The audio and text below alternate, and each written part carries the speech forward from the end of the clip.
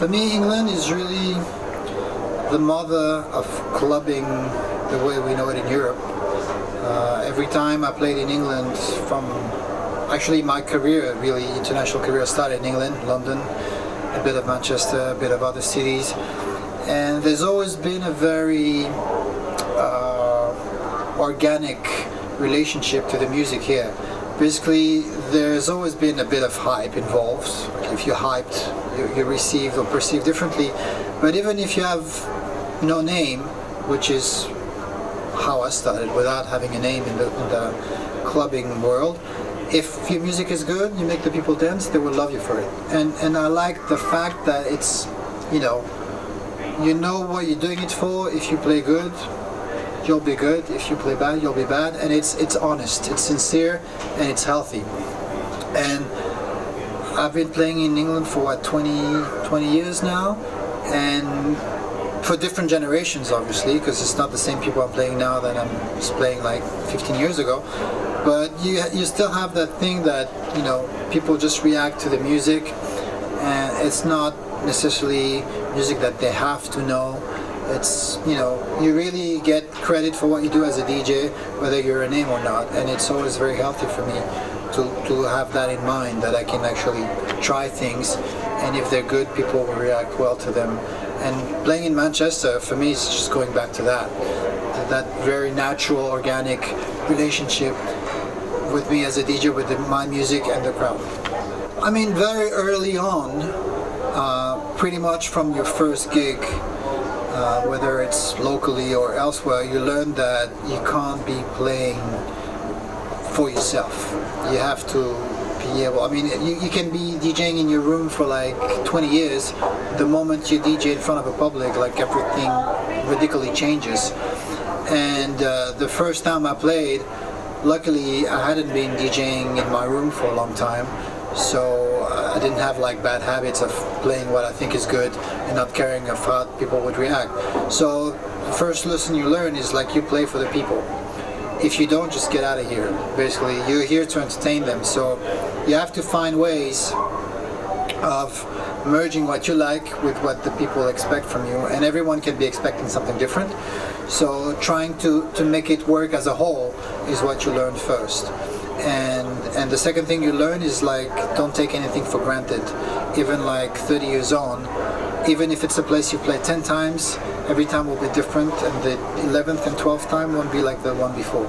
And that keeps you kind of on your toes, at least for me it does, because I never know what's going to happen on a given night. Even tonight, I'm playing for the same promoter I played like a few years ago. I know it's going to be like a disco-oriented thing, but yet I have no idea.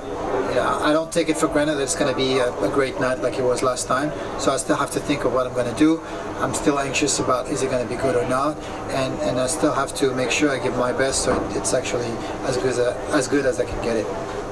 In 2005 you awarded the Knight of Arts and Letters from the French government. That is correct. Tell us a little bit how that came about.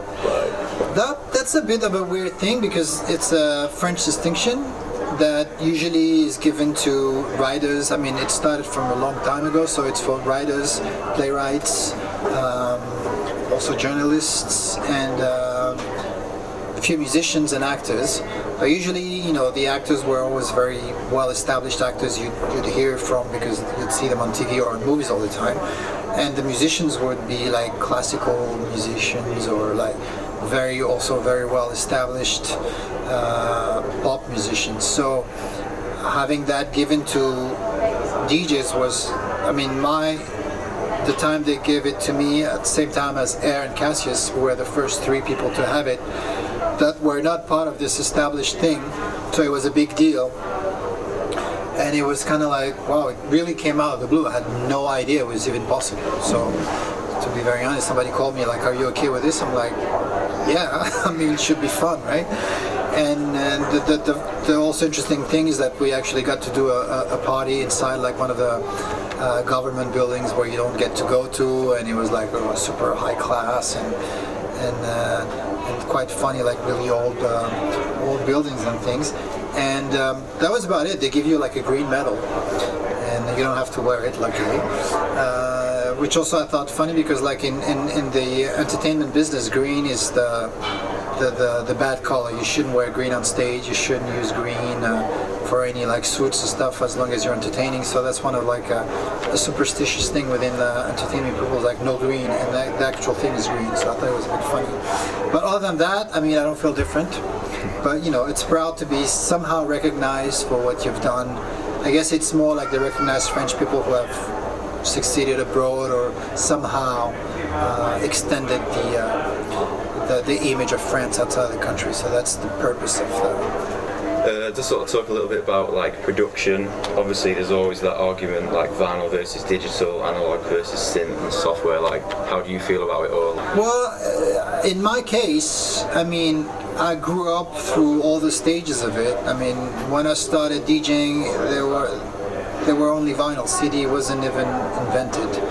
So I started DJing by playing music, not by choosing a medium to play. I mean, I could choose cassette or vinyl, right? That was the only two options. And obviously with cassette you couldn't manipulate the music as much, so vinyl was the most obvious choice. Then came CD, and then the first like actually functional CD turntables, which for ages you couldn't DJ with CDs. For 10 years you couldn't DJ with CDs until the first CD turntables arrived. And at the time I was doing a lot of edits, and pressing your edits onto like a vinyl was extremely expensive and also very fragile, so it was always like a limitation to what I could do as a DJ. So when the first CDRs arrived and you could actually mix CDs, it was a godsend because I could actually record all my edits and all those tracks that the other producers would give me on tapes. Usually it was digital tapes, you couldn't play in a club. So I thought it was a progress. So I moved on from vinyl to CDs, and I've been DJing with CDs for about 10 years, and it became out of hand, all these CDs, and actually browsing through your CD collection on a live DJ set was becoming a nightmare because you wanted to play a tune and you didn't know where it was. So one tune out of 5 I couldn't find because I was going through the pages. I mean, I had like 500 CDs with me, so finding it was a nightmare.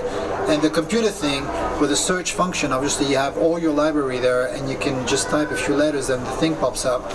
It was also an advantage from playing CDs. So basically I always embrace a new technology if it gives me a more creative way or takes me a hassle off the previous way of DJing. So basically from vinyl to CD I could play my own edits and I had less weight to carry.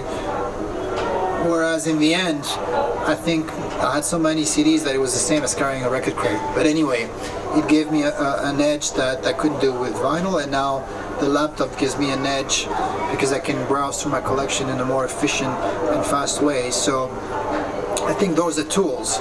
There is no rule, whereas vinyl is outdated and laptop is the future. Whatever works for you as a person, I think is the best tool. And same goes for, you know, studio production.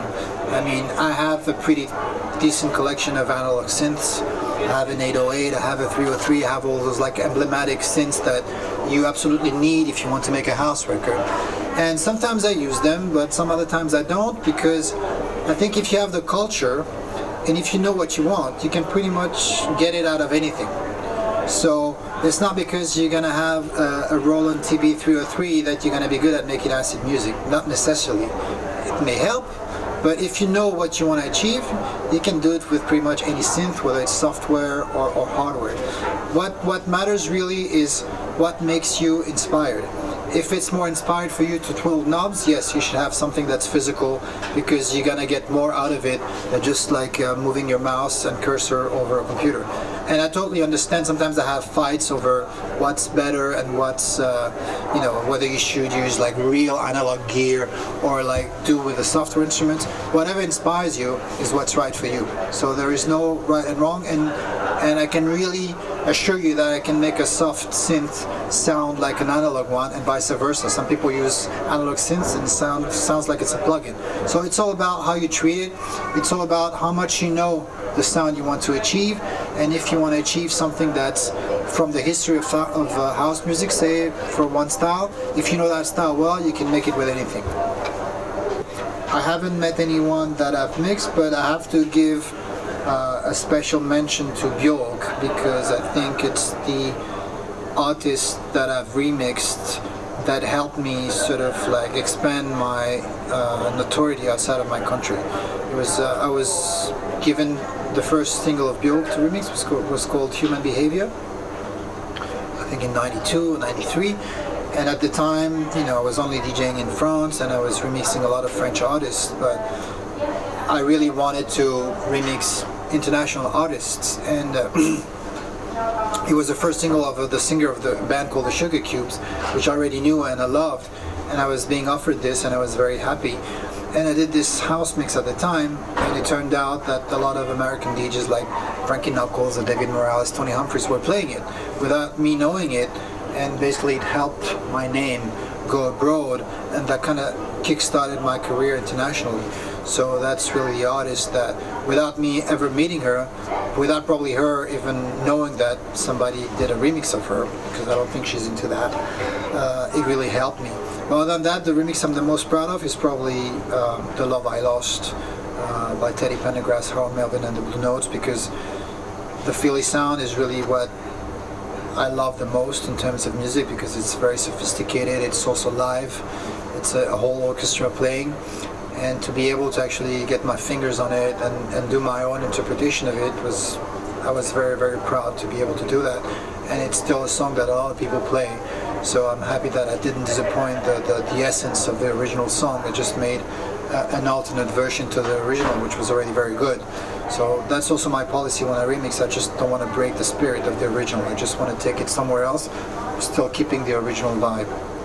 Now I think I've been really lucky to be able to find ways to adapt to every new style or every new scene that I've been DJing over the lapse of like 3 generations, and I'm still there, and I think I'm very lucky to be there after all those years and still be able to share my love of music with other people that obviously weren't born when I started. So